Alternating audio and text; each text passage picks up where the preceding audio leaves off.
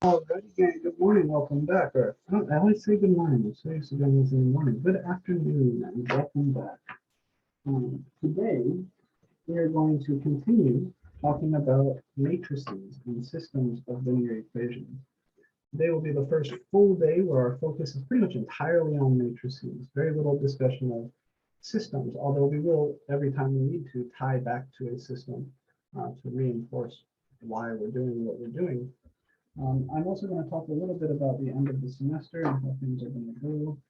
So let's get to it. This is MAC1140, section 009, which is pre-calc.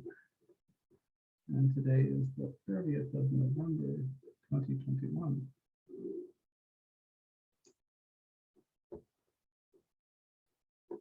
Today we're going to talk about matrices and the algebra of matrices.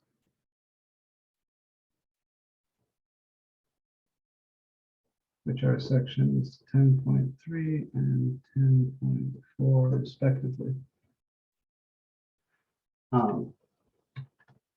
Hopefully, let's see here, hopefully everybody watched the supplemental lecture that introduced matrices from last week. I think I posted this like Wednesday of last week.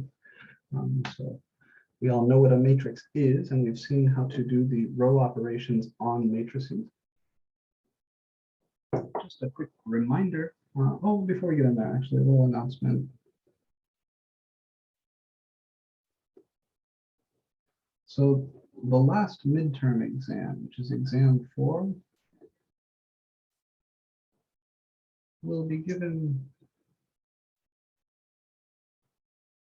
as a take-home.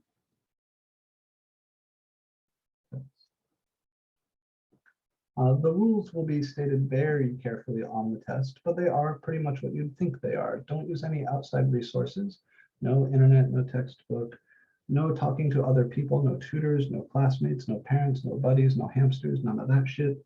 And just do your own work. I'll post the test as a PDF. You will download that PDF. If you want to complete it electronically by filling it out on a tablet or something like that, and then just re-uploading the PDF, that's fine. Otherwise, you will need to print the PDF, do the work on the paper, and then scan that and upload it. Those are your two choices. You cannot just write the questions down on a piece of notebook paper. Please don't do that. I really want to preserve the formatting because I want to be able to turn these grades around pretty quickly. So that's that. I will post the test. I'll send it post test this Thursday. And it will be due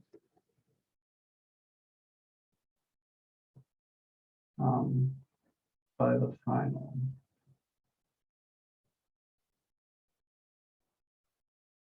And for you, the final,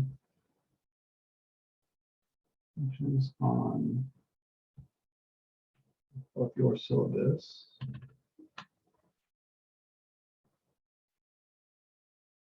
Your final is on December 7th at 1 p.m. So December 7th, is that a Tuesday? Yeah, it is.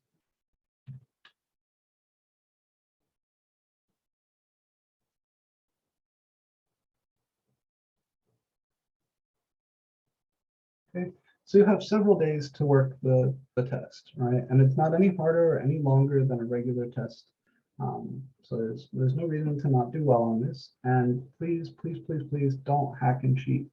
I promise you, I have all the apps on my phone too. I Google my own stuff. I look anywhere and everywhere on the internet that you could hope to find a solution. If you steal solutions from the internet, Mathway4, Math Symbol Lab, wherever, I will find out and I will be upset and it won't work out well.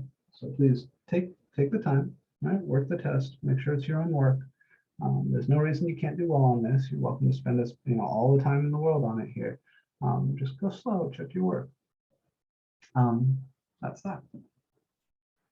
So I'm going to jump into the new material now. I'll say recall a matrix is a rectangular array of numbers.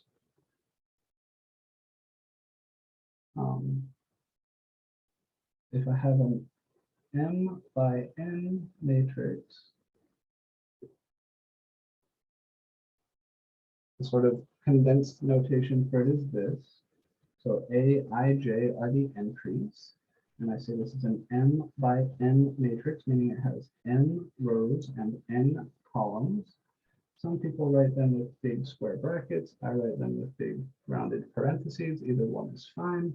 This would be A11, A12, all the way out to A1. Let's see how many of those columns? N, and then A21, A22, all the way out to A2N, and then down to AM1, M2, out to M10. So the little guys in here, the A something somethings, are the entries of the matrix. And we call it an M by N matrix if there are M rows and N columns, just like a system. And given a system of linear equations,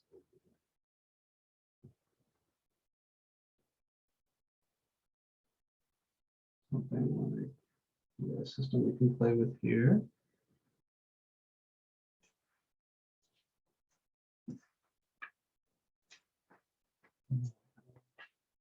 Work already.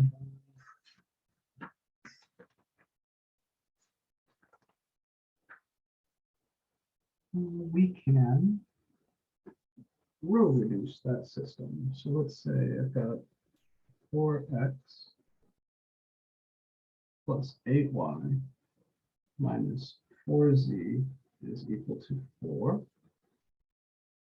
3x plus 8y plus 5z is equal to negative 11, and negative 2x plus y plus 12z is equal to negative 17. Given a system of linear equations, we can write this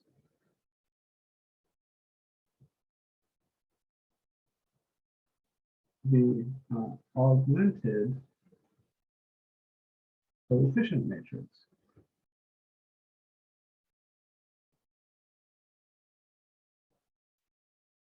Which here, and so okay, this system is the same as the matrix 4, 8, negative 4, 4.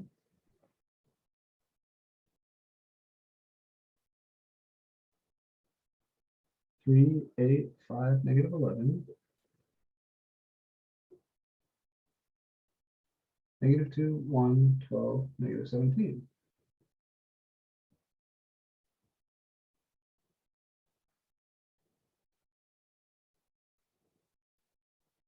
And I like to put a little divider here to remind myself what is what. This whole thing is called the augmented coefficient matrix. The sort of sub matrix here, the 3 by 3 that's on the left of that bar, is just called the regular coefficient matrix. So this is the coefficient matrix. This is the augmented coefficient matrix because it has been augmented or added onto with the right-hand sides of these equations. And then the thing that we were doing in that video from last week is row reducing this matrix and use row operations on the matrix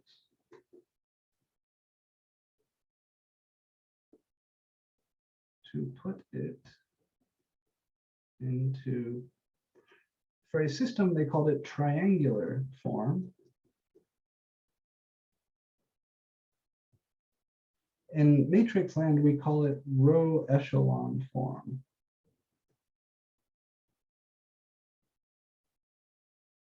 There's a mild difference between row echelon form for a matrix and triangular form.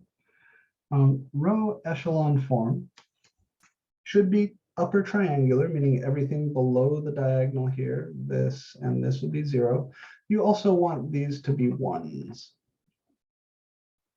So in other words, just like we did in our lecture last week, we do row operations to this matrix.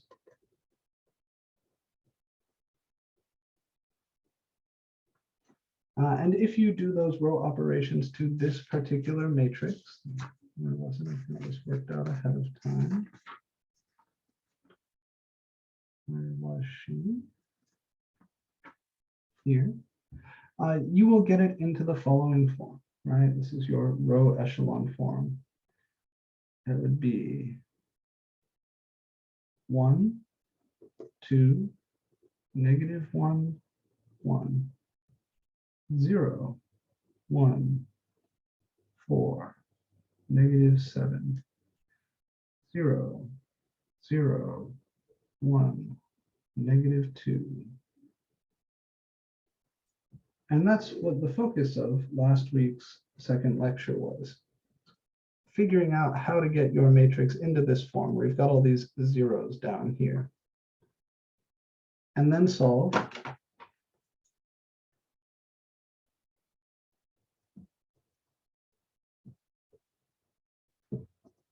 by rewriting as a system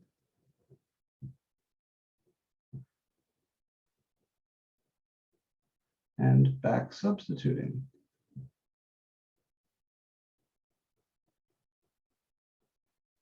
So if I wanted to, I could rewrite this as the system. I'll go ahead and do it here.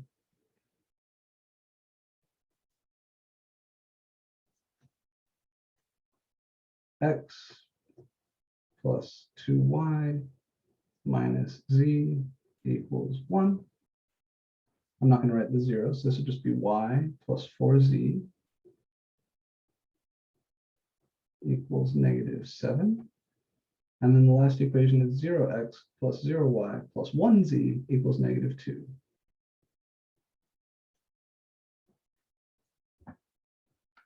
So we now know that z is -2. You could plug that in here and find y, and then plug that in here and find x. We'll go ahead and do it real quick. So the nice thing about this triangular form or row echelon form is that you can, from the bottom row, read off the value of the last variable, right? Z must be -2. So equation 2 says y plus 4 times -2 is equal to -7. In other words, y minus 8 equals -7, which means y has to be 1.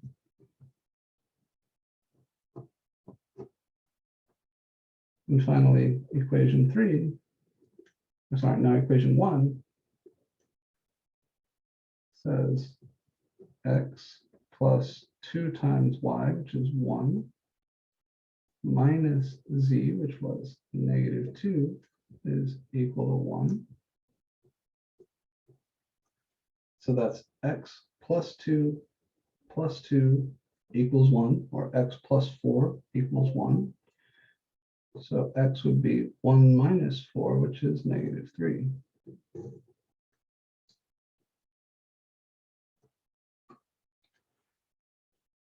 There is a way to avoid this back substitution if you continue working with this matrix. So rather than stopping at row echelon form, which is what this is in, we could continue putting it into what's called reduced row echelon form.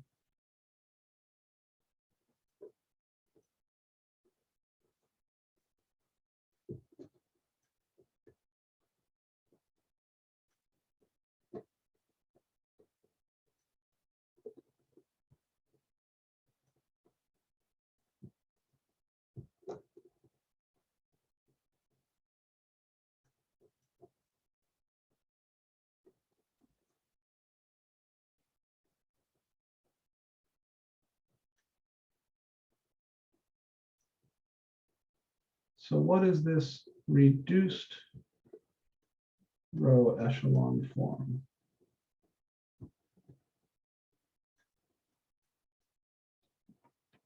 So triangular form meant everything beneath this main diagonal is 0.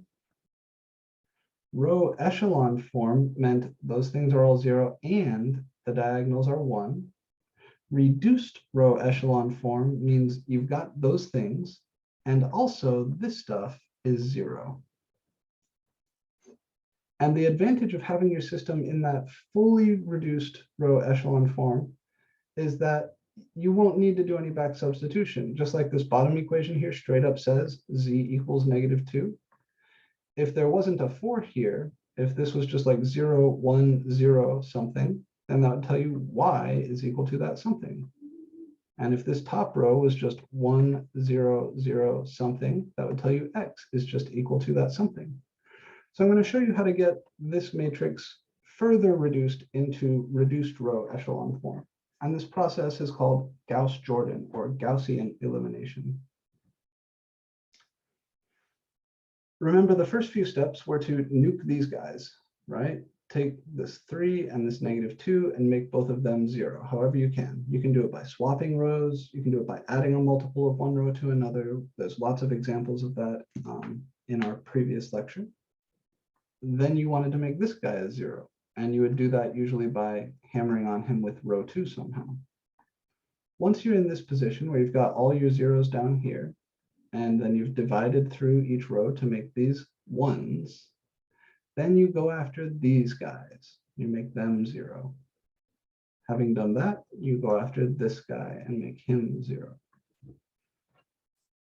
So we're going to do further row operations, starting here.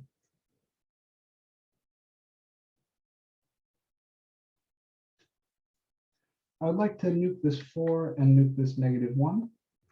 So my new row 2 will be my old row 2 minus 4 copies of my old row 3. So if I multiply this by -4 and add to this, he will go away. And I'll also go ahead and take care of row 1. My new row 1, I just have to add this row to this row. So my new row 1 will be my old row 1 plus my old row 3.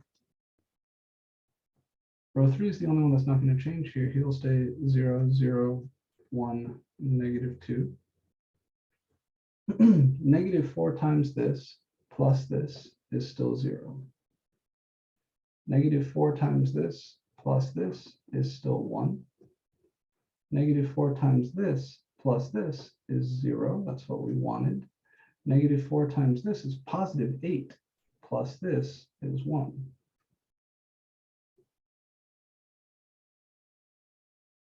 So that's this first row operation done. Now I'm going to do this row operation where I just add row 3 to row 1. So 0 plus 1 is 1. 0 plus 2 is 2. 1 plus -1 is 0, and that's why we were doing this. -2 plus 1 is -1.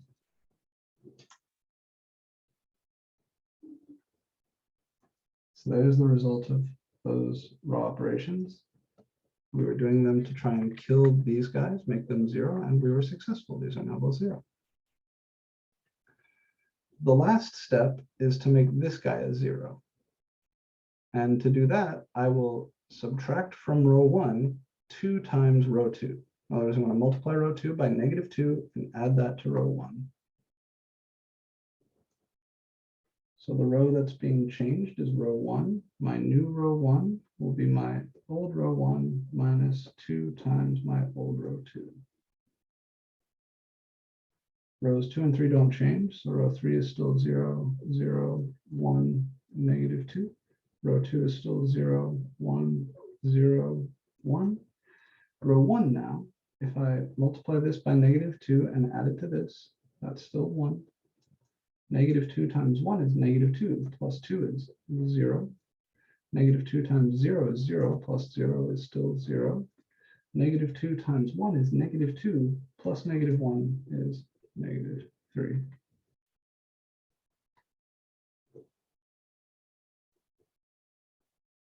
So this is now in what's called reduced row echelon form.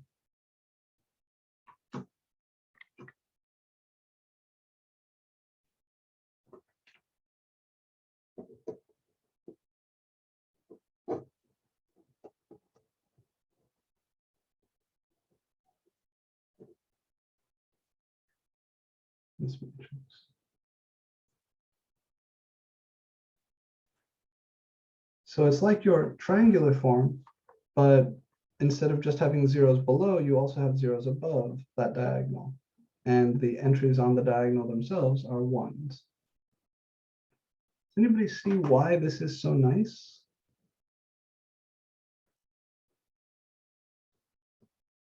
Is this jumping out at anyone yet?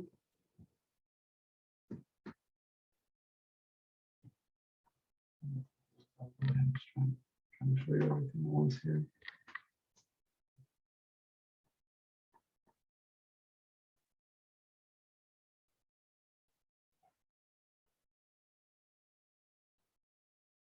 When we did the normal thing, getting here and then rewrote as a system and solved with back substitution, we got z is -2, y is +1, and x is -3.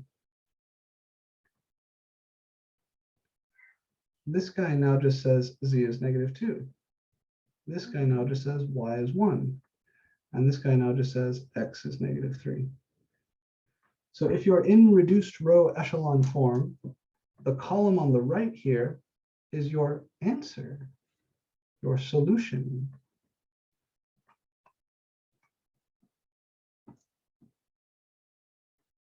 In other words, if I were to rewrite this as a system,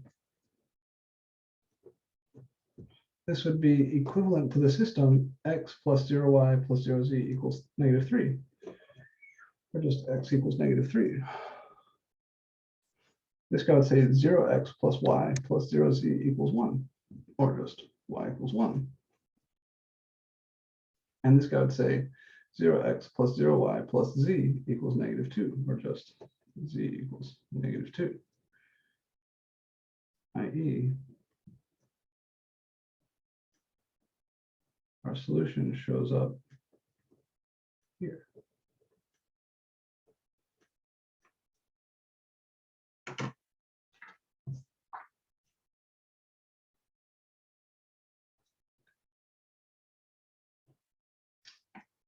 All right, that's it. So just by doing a couple more row operations, I can avoid doing any back substitution. And you never need to even write this down. You just see, okay, z is -2, y is 1, x is -3, and you're done.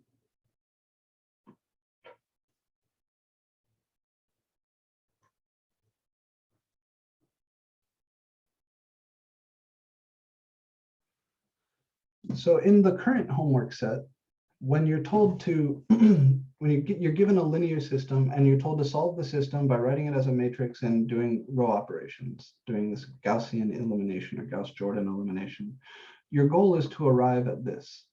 Your goal is to arrive at the reduced row echelon form, because then you can just read your solution off. You don't need to rewrite like this. You don't need to back substitute. Your solution is just showing up right here, which is beautiful. That's what we want. Clearly, the system we started with here had a unique solution, right? The solution is the ordered pair -3, 1, -2.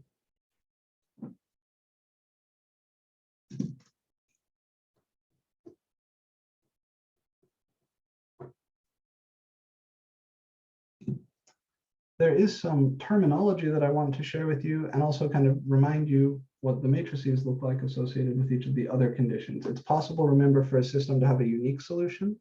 It's possible for a system to have no solution, and it's possible for a system to have infinitely many solutions.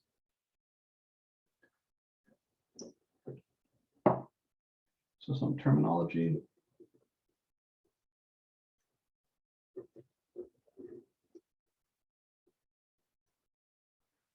A system with no solution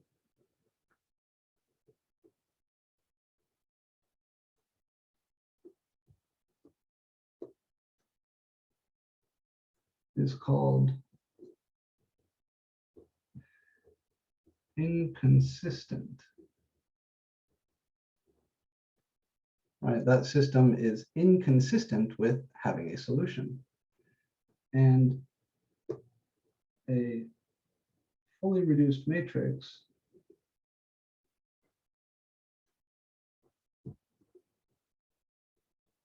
will look like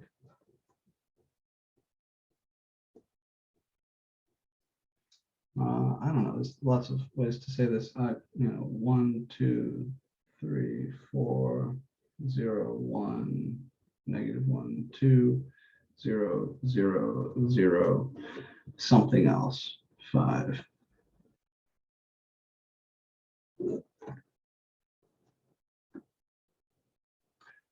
Again, we saw this last time. The very last row would say 0x plus 0y plus 0z equals 5, which is impossible. So namely, all of these will be 0. Right, like when you go to kill this guy, when you go to kill this guy, you'll automatically kill this guy. All of these are 0. And this is not 0.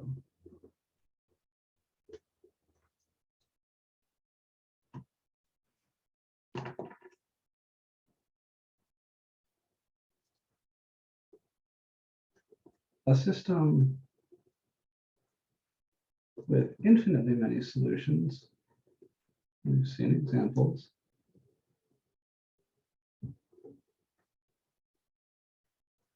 is called dependent.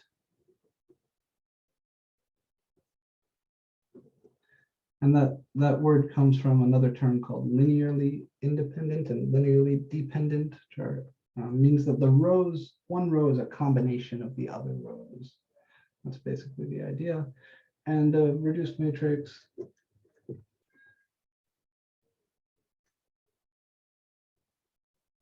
will look like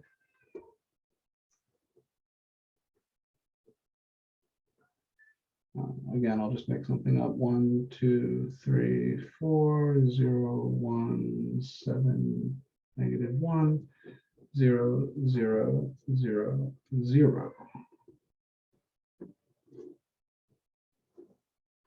Where everything down there is 0. So all of these are 0.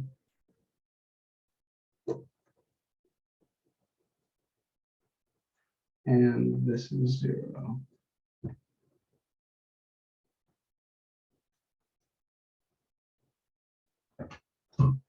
And we saw that last time, that third row would represent an equation that is something called a tautology. 0x plus 0y plus 0z equals 0. So as you're row reducing these matrices, trying to get them into reduced row echelon form so you can just read off the solution, you will either get to this nice situation up here where, hey, I see my solution, I'm done. Or situation like this here, where you've got all zeros on the bottom and then non-zero here.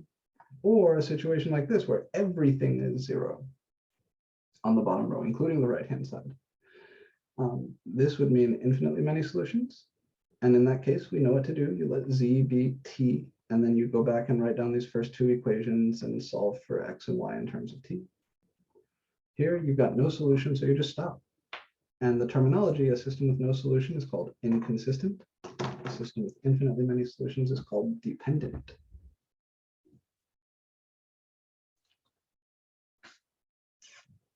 We've done examples. I'm not going to grind through them. You're welcome to spend, well, welcome to, you're going to have to in your homework, solve some more of them, and that will be good practice for you.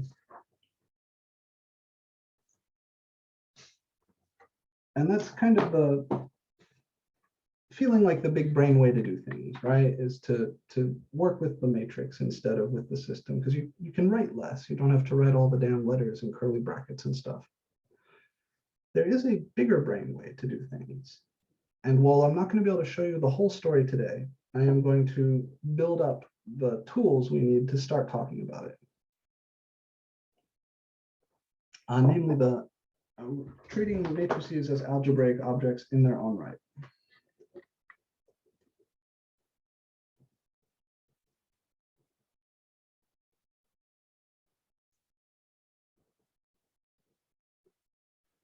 This is section 10.4. So technically, an algebra is just a set together with some operations that obey certain rules. There is an algebra of real numbers that we're very familiar with. There is an algebra of complex numbers. We talked about that a little bit earlier in the term. You can talk about algebras of functions, and we referred to that just a teeny little bit way back when we talked about operations on functions. There is an algebra on matrices.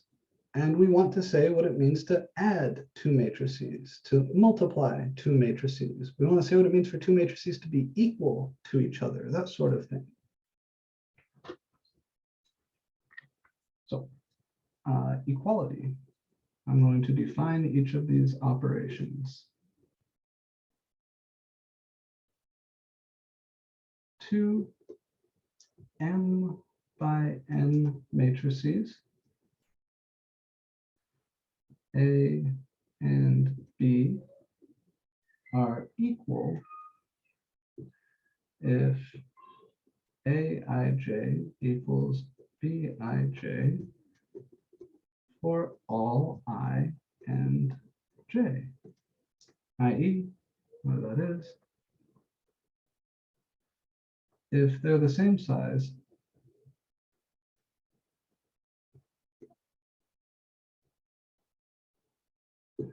and have the same entries.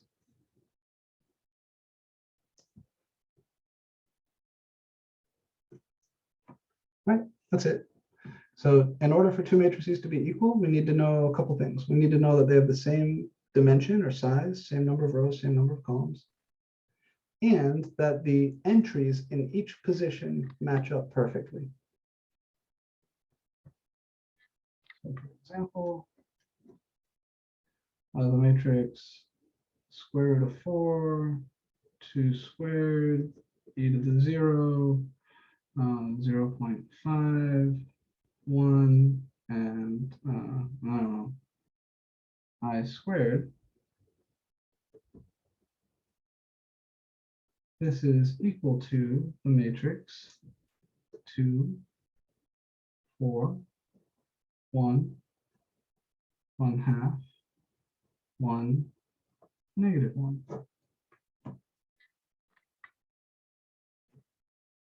Right, same size. These are both 2 by 3s. 2 by 3s. And the entries in each position match, right? So the square root of 4 is 2. 2 squared is 4. E to the 0 is 1. 0.5 is 1/2. 1 is 1. And I squared is -1. That's it.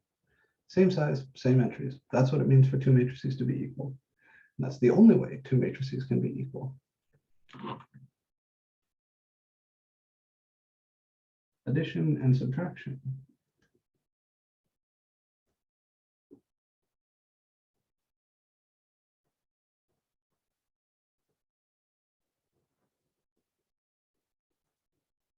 I should say addition, subtraction, and scalar multiplication.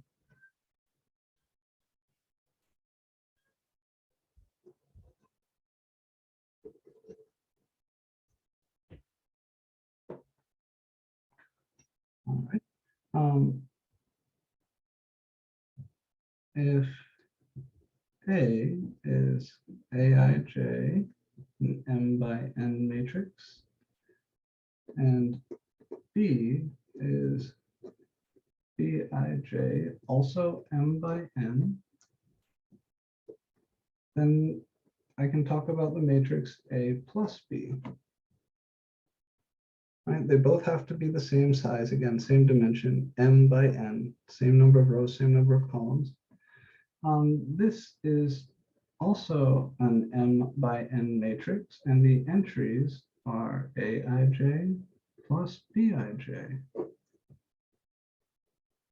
In other words, you just add the entries. If you take two matrices that are the same size and you add them up, then what you're going to get is a new matrix of that same size, where you've just added the entries of the first matrix to the entries of the second matrix. In other words, here we just just add the entries.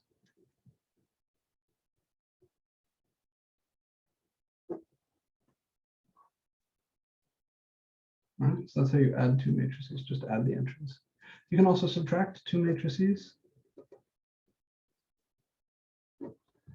If A and B are both m by n, then A minus B will also be m by n, and the entries here will be the entries of the first minus the entries of the second.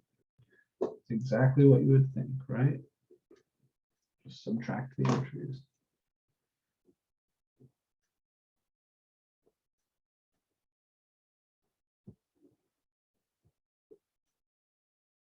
And I'll do some examples. The last thing we need to talk about is scalar multiplication. Now, this word scalar here, S-C-A-L-E-R, just means constant or number. Remember when we talked about transformations of graphs, I talked about vertical scaling, horizontal scaling. That's what you got by multiplying by a number. So a number, what it does is it scales things. So another term for number or constant is scalar, especially in the context of matrices. So if I've got some constant c, little c, and I want to multiply my matrix A by that constant, the result will still be the same size as the original matrix A, and I just multiply every entry by that constant. So here we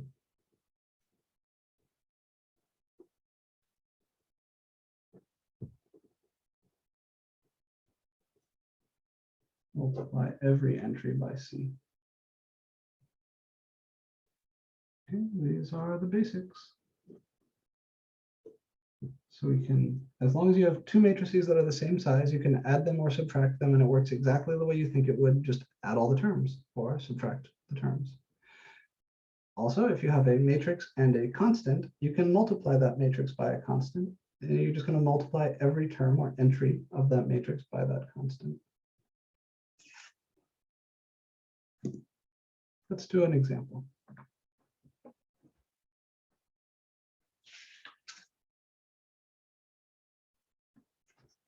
Not that one. Yeah, this one.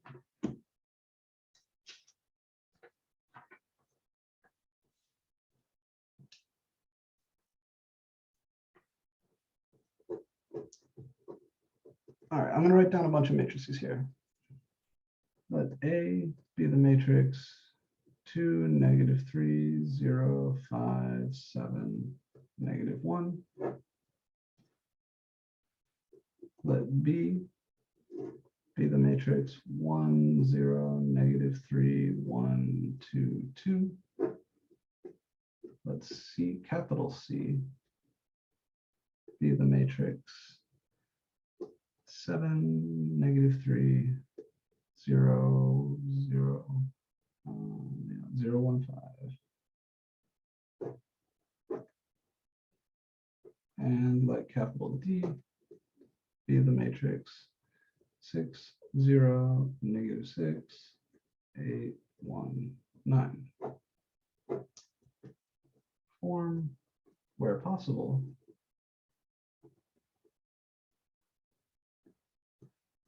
A plus B, C plus D, A minus C, and let's say 5A.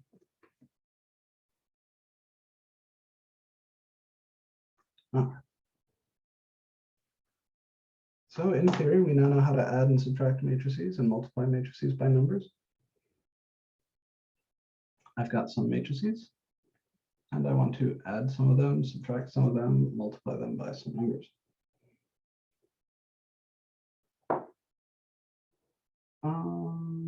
Let me change this just a little bit. Let me do C minus D instead.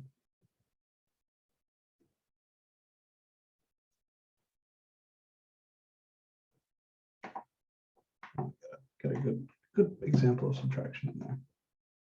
So first, A plus B. I'm going to take 2, -3, 0, 5, 7, -1. That's A. and add that to 1, 0, negative 3, 1, 2, 2.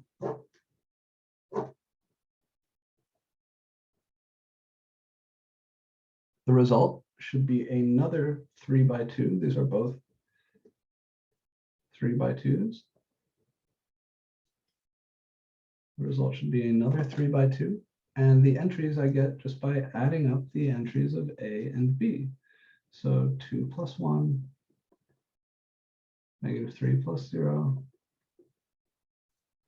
0 plus negative 3, 5 plus 1, 7 plus 2, and negative 1 plus 2. It's also a 3 by 2. And we can simplify. 2 plus 1 is 3, negative 3 plus 0 is negative 3, 0 plus negative 3 is also negative 3, 5 plus 1 is 6, 7 plus 2 is 9, negative 1 plus 2 is positive 1. So that's the matrix A plus B. This guy. And you don't necessarily need to write this step. I'm just writing it to reinforce, make sure you understand the rule. Any questions on how we got this matrix A plus B here?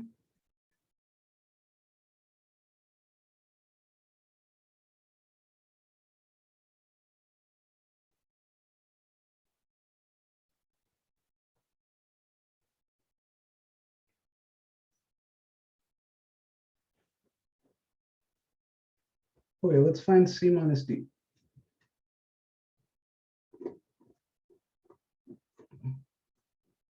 The matrix C, 7, negative 3, 0, 0, 1, 5. And I want to subtract from that the matrix D, which is 6, 0, negative 6, 8, 1, 9. These are both 2 by 3s. So the new matrix will be a 2 by 3. 2 rows, 3 columns. And I just subtract the entries. So 7 minus 6 is 1. Negative 3 minus 0 is negative 3. 0 minus negative 6 is positive 6. 0 minus 8 is negative 8. 1 minus 1 is 0. And 5 minus 9 is negative 4. All right, and you see the result is another 2 by 3.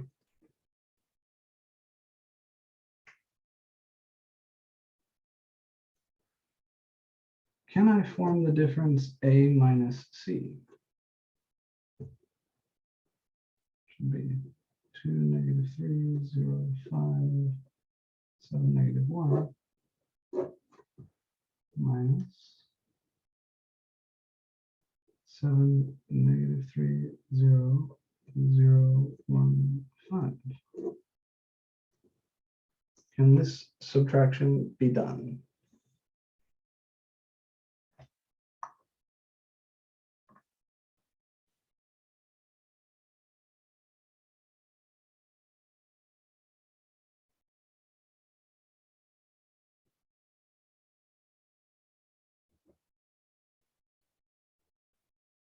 Isn't that not possible because it's not in the same form? Yeah, very good. First matrix is a 3 by 2. Second matrix is a 2 by 3. So this is impossible. All right, remember what we said on the previous page. A and B both have to be m by n matrices. They have to be the same size, same dimension. So here, it's not possible to subtract A minus C. I also couldn't add B plus D, because again, different sizes, different dimensions. So in order to add or subtract two matrices, they got to have the same number of rows and the same number of columns. So this one's impossible. The last one that we can do, can always multiply a matrix by a number. 5A is 5 times the matrix 2, negative 3, 0, 5, 7, negative 1. And we do this just by multiplying every entry in the matrix by 5. So that's going to be 10, negative 15, 0, 25, 35, negative 5.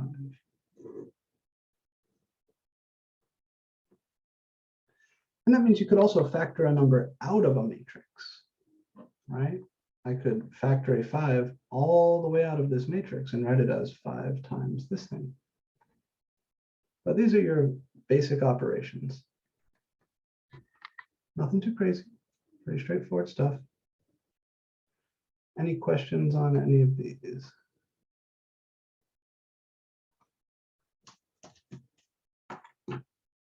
Wait, can you multiply two matrices together like A times B? This is the $1,000,000 question. What about dividing matrices too? I've snuck those in under the rug. Yes, you can, but it's not what you think it is. So adding matrices, subtracting matrices, it works exactly how you think. You just add the terms, subtract the terms. Multiplying matrices, very natural to think maybe I just multiply the terms. Maybe they have to be the same size, and I just multiply all the terms in A by all the terms in B. Matrix multiplication is very carefully designed to do something else. So remember I said that one of the algebras we talked about earlier was the algebra of functions, when we talked about like operations on functions like f plus g or f over g or f of g. That last one, composition, being very, very special. Matrices are secretly functions. So nobody wants to tell you this in pre-calculus, but I'll go ahead and spill the beans. Matrices are secretly functions. They take in objects called vectors and they spit out other vectors. So their domains, they're not numbers. They're taking in different things and spitting out different things. But matrices are functions, and matrix multiplication is very carefully defined so that when you multiply two matrices, it's the same thing as composing those functions or plugging one function into the other, which means that the definition of matrix multiplication, the first time you see it, which I'll show you in a few minutes, looks very weird. It does not look the way we would think it looks. So I'm hiding that for now, and we will get there very, very soon. Yes, you can multiply two matrices. You can also, in a sense, divide matrices, but it's all a little complicated. So we're going to work our way up to it. Before I show you how to multiply matrices, I'm going to solve a matrix equation for you, because it turns out the biggest brain way to think of systems of linear equations is as a single matrix equation. So I just want to introduce you to the idea. Let's let A be the 2 by 2 matrix 2, 3, -5, 1. And B be another 2 by 2 matrix 4, -1, 1, 3. And solve the matrix equation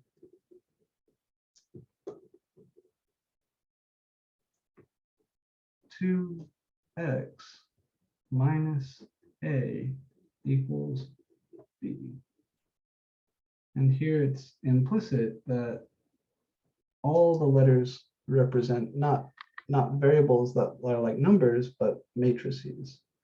So I'm trying to solve this equation for the matrix X. The good news is that because addition, subtraction, and multiplication by constants works exactly how you would think, right, like we just described, you can do all the normal shit with this, right? So if I want to solve this equation,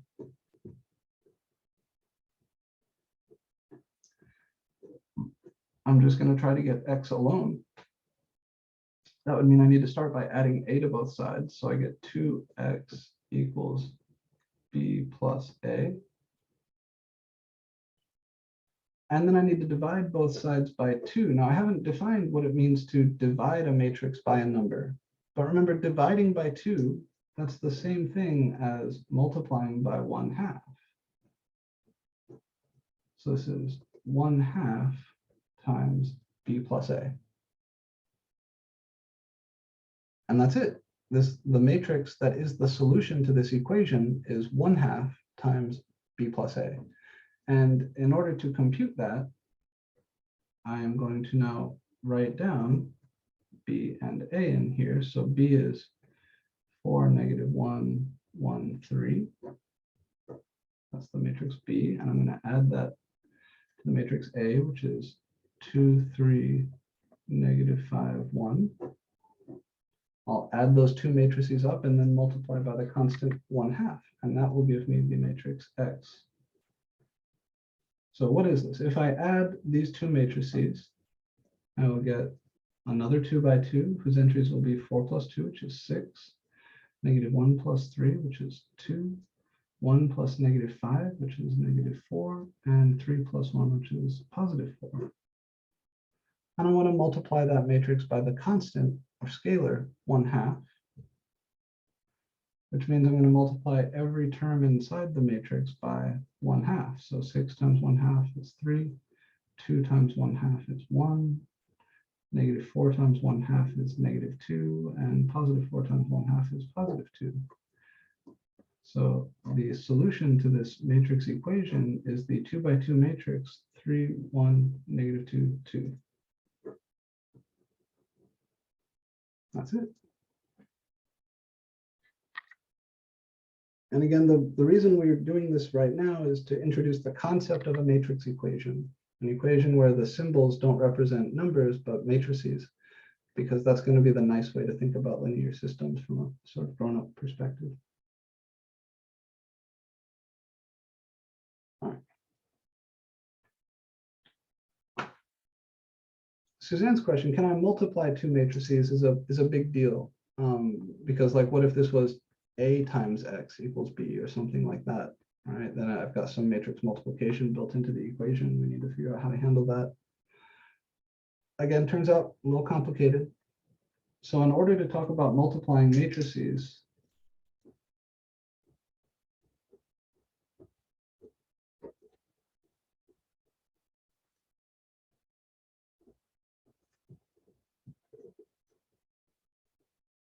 I need to first talk about multiplying a row by a column.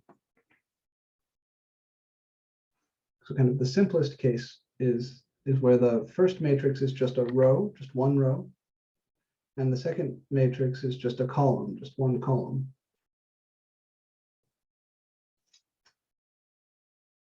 Here's how it's done. If I want to multiply, say, I'll just call it A1, A2, A3, A4. I've got a row here, just a single row. And I want to multiply that single row by the column B1, B2, B3, B4. I can only do this if the length of this row is the same as the length of this column.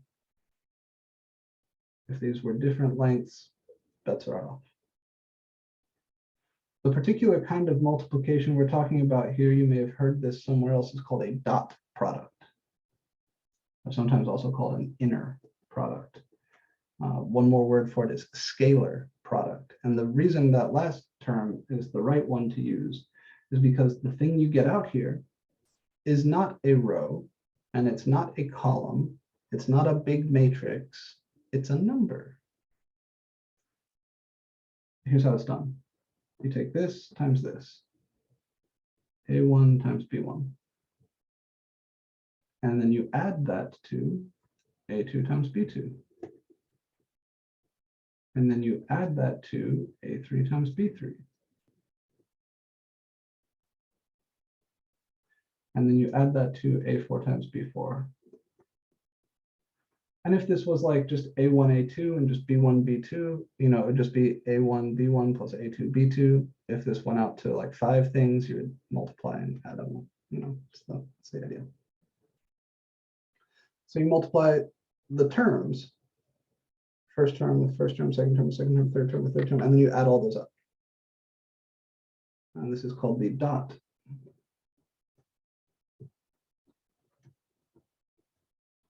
or scalar product. Sometimes also maybe called inner product sometimes.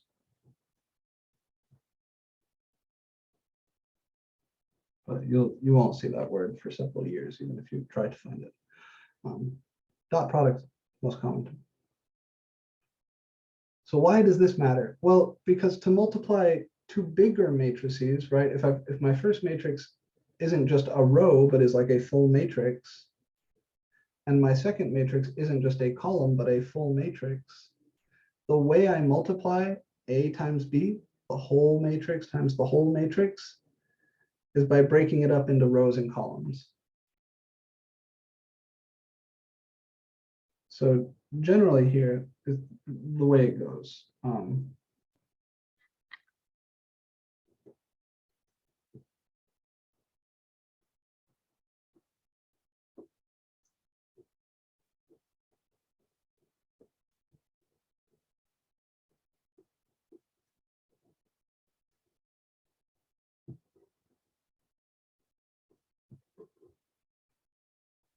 More generally, to multiply a matrix A by a matrix B, AB here,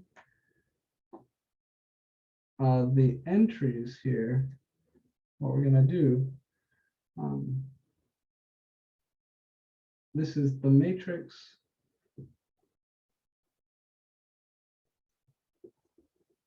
whose ij entry is the dot product of the ith row of A with the jth column of B. That's the, and I know that looks weird. But I want you to just write these words down for now. I will show you examples. But that's what we do. We take a row from the first matrix and a column from the second matrix, and then you dot that row with that column. And that will give you an entry, just a single entry, because remember that that's going to give you a number. That number will be the ith jth entry in the product. And this places a severe restriction on the types of matrices we can multiply, because I need the length of a row from the first to be the same as the length of a column from the second. Otherwise, I can't take rows of the first and columns of the second and do this thing. So let me show you this. It's weird to just see it in words without actually seeing it in action. So let's see it in action.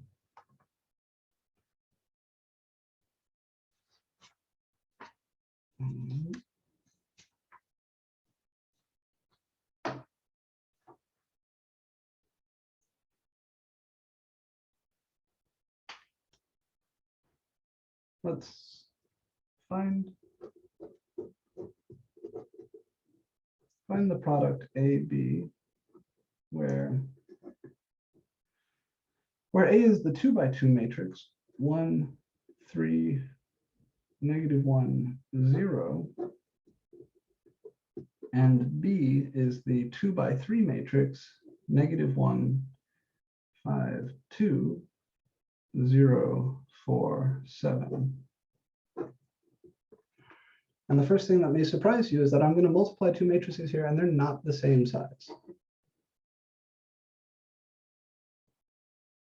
Don't let that worry you, and I'll give you a rule in a minute that tells you when you can multiply matrices and how big the result will be. But for now, I want to just follow the description I wrote on the previous page. First, let's write it down.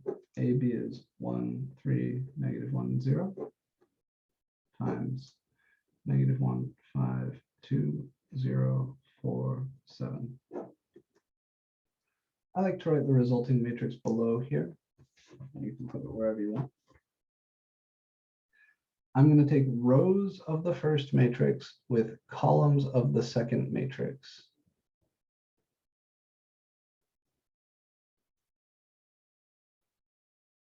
So to figure out what goes in the 1, 1 position here, I'll take the first row from A and the first column from B, and I will dot them. So that's going to be 1 times -1 plus 3 times 0.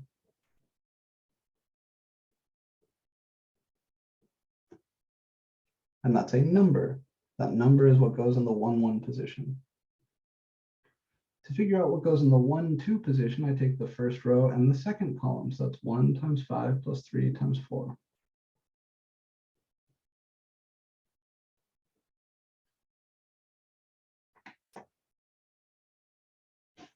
To figure out what goes in the 1, 3 position, I take row 1 with column 3. So that's 1 times 2 plus 3 times 7.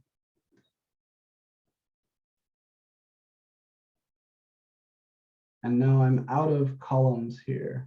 So I move down to the next row. To find out what goes in the 2, 1 position, I take the second row from A and the first column from B. So that's -1 times -1 plus 0 times 0.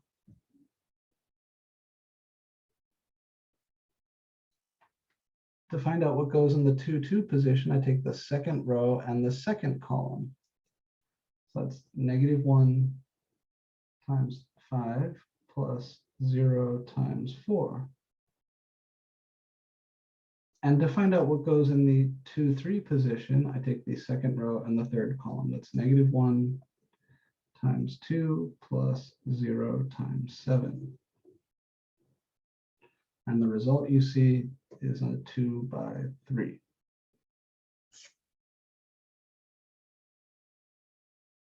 And we can, nobody would leave this shit like this. Each one of those things is a number. Let's say what the numbers are. So -1 times -1 plus 3 times 0 is -1. 1 times 5 plus 3 times 4 is 17. 1 times 2 plus 3 times 7 is 21 plus 2 is 23. -1 times -1 plus 0 times 0 is +1. -1 times 5 plus 0 times 4 is -5. -1 times 2 plus 0 times 7 is -2. So that is this rule in action.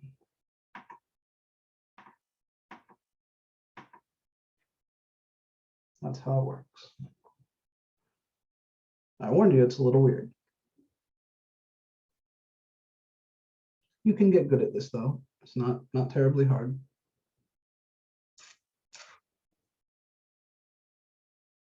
What would happen if I tried to multiply these in the other order?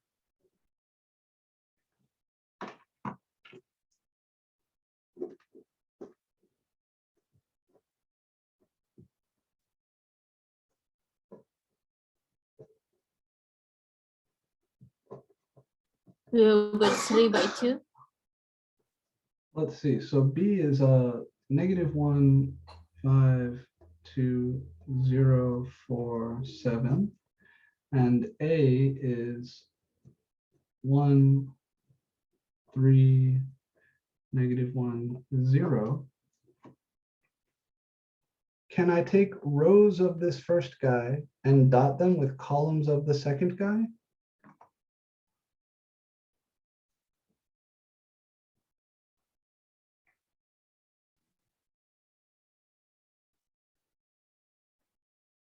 Will it be then 3 by 2, like as an answer? I don't think so. So remember, each one of these individual things in here came from taking a row of the first and dotting it with a column of the second, which only worked because the length of a row here is the same as the length of a column here. If I change the order around, the length of a row here is not the same as the length of a column here. So the answer here is no. Well, it's not like it's a different size. I can't even do it. Because the rows of B are longer than the columns of A. So can I form the product? No. And this points us in the direction of a rule. If A is an m by n and B is I need different letters, we'll call them P by Q, then we can form, or we can form the product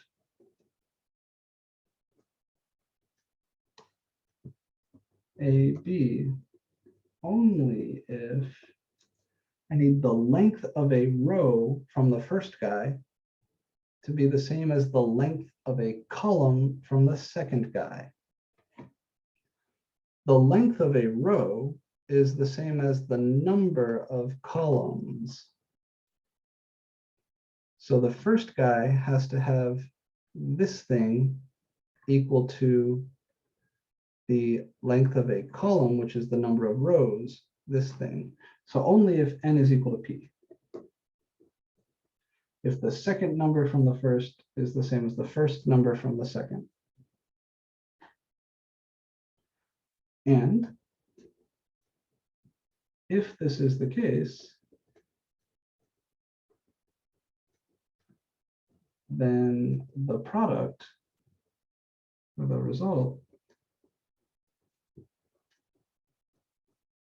will be like we saw here, 2 by 2 times 2 by 3 yields a 2 by 3. This will be an m by q matrix.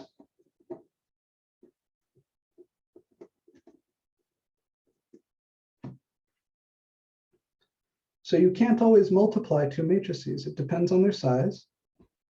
It's not that they have to be the same size. It's that the length of the rows from the first guy has to be the same as the length of the columns from the second guy.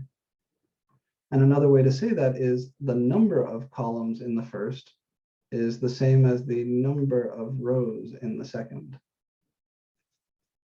When we write these down, the easiest way to do it, I can say, okay, this is a 2 by 2, and this is a 2 by 3. I ask, do the inner numbers here match? 2 by 2, 2 by 3, yeah, the inner numbers match, so I can do it. And the result will have the dimensions of the outer numbers.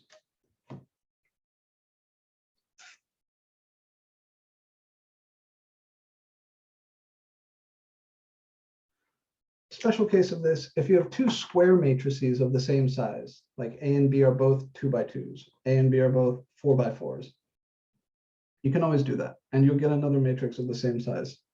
I have a couple more little things to show you, and then I'll let you go.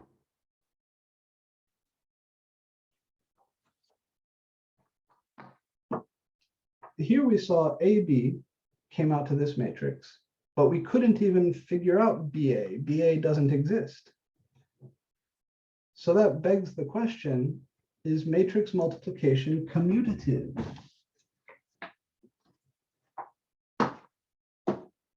Right, like 5 times 7 is the same as 7 times 5. Is A times B the same as B times A? We just saw that sometimes one of those exists and the other doesn't. What if they both exist? Are they going to be the same? It would be nice if they did, or if they were. And linear algebra is nice.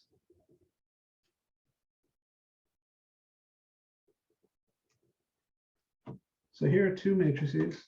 They're each 2 by 2s. So I can multiply them in either order I want. Let's compute both of these. AB, that's 5, 7, negative 3, 0 times 1, 2, 9, negative 1. These are each 2 by 2s. And those inner numbers match. Oh, come on, focus. Those inner numbers match, so we can do the multiplication, and the result will come from those outer numbers. So we're going to get another 2 by 2 here. Let's do it. Rows of the first with columns of the second. 5 times 1 plus 7 times 9. That's the 1, 1. To figure out what goes in 1, 2, I take first row, second column. So 5 times 2 plus 7 times -1.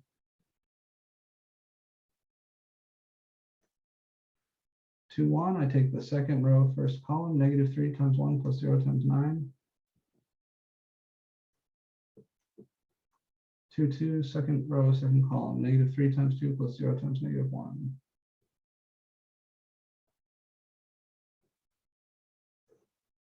So here's the result. It is a 2 by 2, and I can clean it up a little bit. 5 times 1 plus 7 times 9 is 5 plus 63 is 68. 5 times 2 plus 7 times -1 is 10 minus 7 is 3. -3 times 1 plus 0 times 9 is -3. And -3 times 2 plus 0 times -1 is -6. So here's the matrix A times B. On the other hand, the matrix B times A is 1, 2, 9, -1 times 5, 7, -3, 0. Again, both 2 by 2s, so the result can be computed, and it will be another 2 by 2. The entries here, rows with columns, so 1 times 5 plus 2 times -3.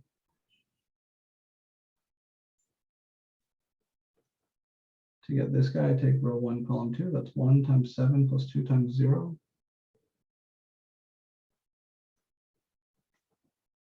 To get this guy, I take row 2, column 1, 9 times 5 minus 1 times -3.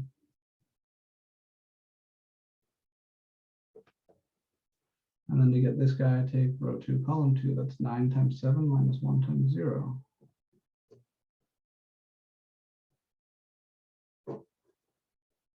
So did this come out the same? Well, 1 times 5 plus 2 times -3 is 5 minus 6 is -1. Oh shit, we're already in trouble. 1 times 7 plus 2 times 0 is 7. 9 times 5 minus 1 times -3 is 45 plus 3 is 48. And 9 times 7 minus 1 times 0 is 63. So, nope. Even though we can form both products, they're not equal.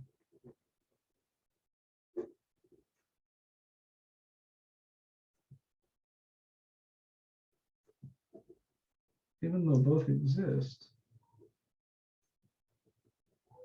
AB and BA both exist, they're not the same. Which means if you're going to talk about multiplying matrices, you can't just say, I'm going to multiply A and B. You have to tell me what order. You can say, I'm going to multiply A by B on the right, or I'm going to multiply A by B on the left. You get different results. Here I took A and I multiplied it by B on the right. And I got this matrix. Here I took A and I multiplied it by B on the left. And I got this different matrix. So in general, matrix multiplication is not commutative. Which means when you talk about matrix multiplication, you have to be very careful about saying whether you're multiplying on the left or on the right.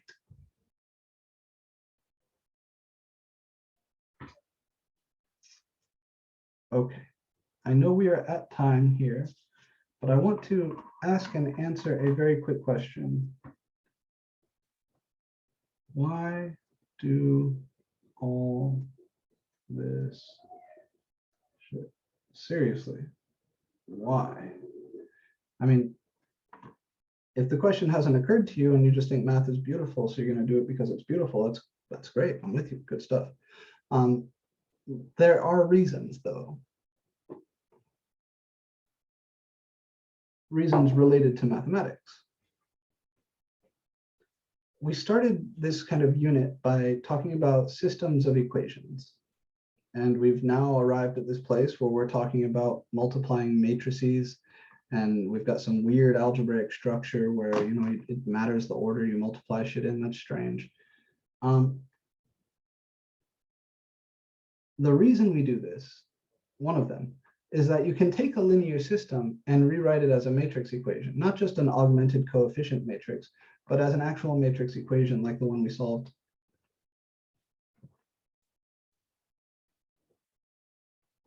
So, given a linear system, for example,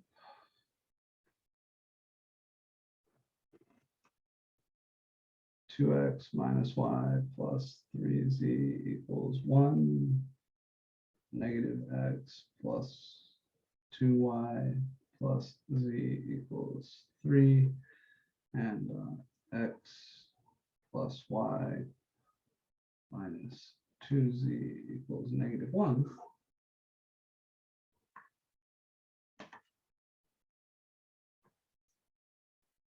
We can write the coefficient matrix, the not augmented, just regular coefficient matrix,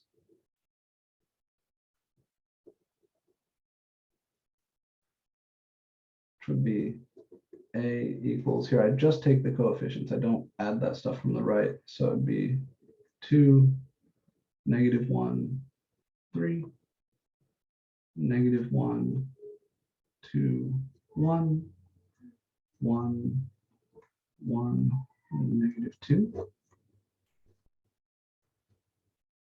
And I can call B the matrix 1, the column matrix 1, 3, 1. I'm sorry, 1, 3, negative 1. And express the system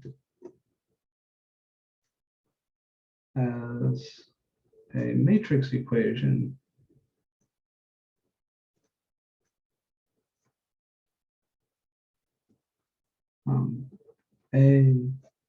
AX equals B, where X is capital X, of course, capital X is the column matrix made up of the variables X, Y, and Z. Check it out. AX equals B would be equivalent to 2, negative 1, 3, negative 1, 2, 1, 1, 1, negative 2. That's A times X, which is just X, Y, Z, equals B, which is 1, 3, negative 1.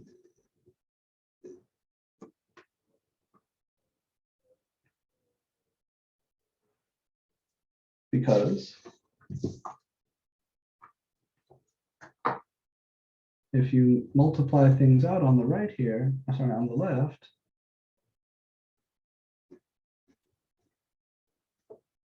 what do you get? This is a 3 by 3. This is a 3 by 1. This is a 3 by 1. And on the left-hand side there, I'm multiplying that 3 by 3 by a 3 by 1. We can do that because the inner numbers match. And what we would get is another 3 by 1, whose entries are 2x minus y plus 3z.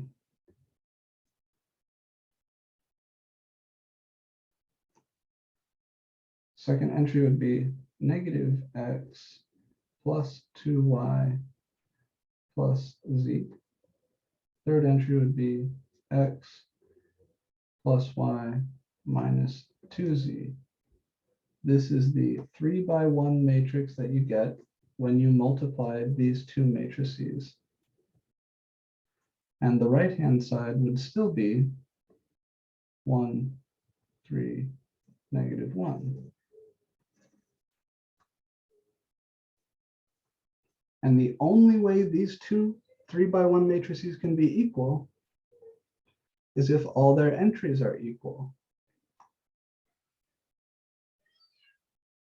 which requires 2x minus y plus 3z to be equal to 1, and -x plus 2y plus z equals 3, and x plus y minus 2z equals -1, which is the system we started with.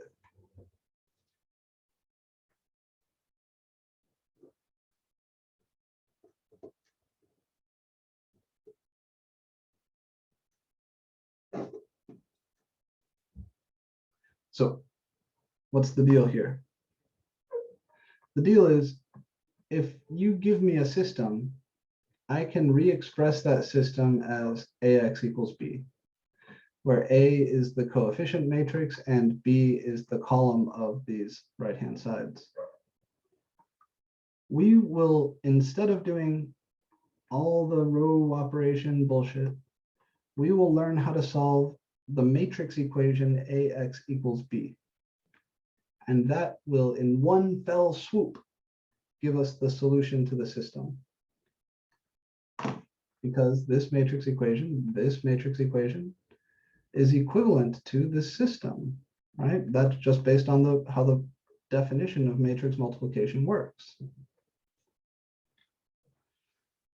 So the biggest brain way to solve systems is to take your system and rewrite it as this single glorious matrix equation. This equation, AX equals B, is hallowed in linear algebra. It is everything. X is a variable matrix, A is your coefficient matrix, and B is the column of numbers from the right-hand side. To solve such an equation, you would have to divide by the matrix A. So the whole idea here is that we solve this instead of doing elimination or substitution.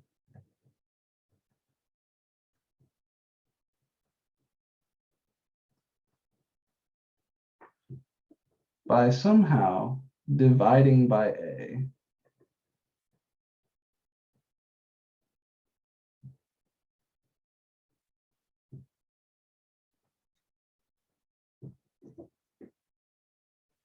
Now, you've seen that matrix multiplication is a little bit complicated.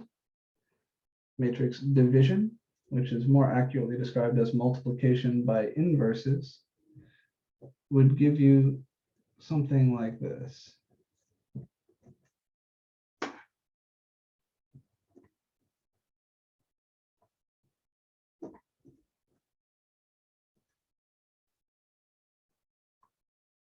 Multiply on the left, right, on both sides from the left by the matrix A inverse, whatever that is, meaning like I'm going to try to divide both sides here by the matrix A.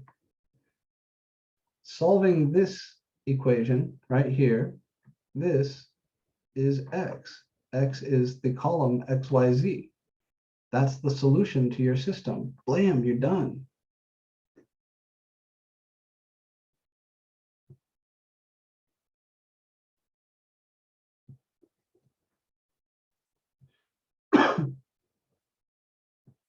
So instead of doing all the massive amounts of work that we now know come with solving systems, right, like elimination, or in the best case so far, working with a matrix and then getting it into the reduced row echelon form, instead of doing all of that, you do this one thing. You take this very simple looking equation and you solve it for X by dividing both sides by A, whatever that means. It's hard because A is a matrix. That single step does everything all at once. And this is what computers do when you ask them to solve a big linear system for you. If you've cheated on any of the homeworks, just plugging in, you go to like some, systemsolver.com or whatever. That's what that system, that's what those programs are doing. They re-express the system as a single matrix equation, solve that matrix equation by finding the inverse matrix A inverse, and then whacking both sides with A inverse to get that matrix X alone. It turns out that finding the inverse matrix is exactly as much work as doing the row reduction stuff. So in a sense, it doesn't save time unless you have a speedy trick to find inverses. And I will show you a speedy trick to find matrix inverses. But in order to get there, I need to walk you through it slowly. I need to explain what an inverse is and when they exist and how to find them the hard way. And then I'll show you a speedy trick for certain kinds of matrices. But that's where we're going, and that's why we do this. One last thought here before I let you go. If I didn't give you this stuff, right? If I just gave you the 2x minus y plus 3z, negative x plus 2y plus z, x plus y minus 2z, and I wanted to ask, for what numbers can I put on the right-hand side and still get an answer, right? Which of those systems are consistent or inconsistent, dependent or not? That is where you start studying these matrices as functions, right? I ask, what sort of things can I get out of A times X? That doesn't depend on X. That is entirely a function of A. The matrix A determines what sort of things you can get out here. And that's where the real linear algebra starts. But if you want to learn about that, take linear algebra. We have an honors linear algebra class here at Santa Fe that I encourage anybody who's finding this interesting to take. It doesn't always run, but if we can get enough people interested in it, it will. And then certainly if you transfer to university or take higher level math classes, there are several linear algebra courses at UF. I strongly encourage you to take one because this is probably the most useful flavor of math that exists.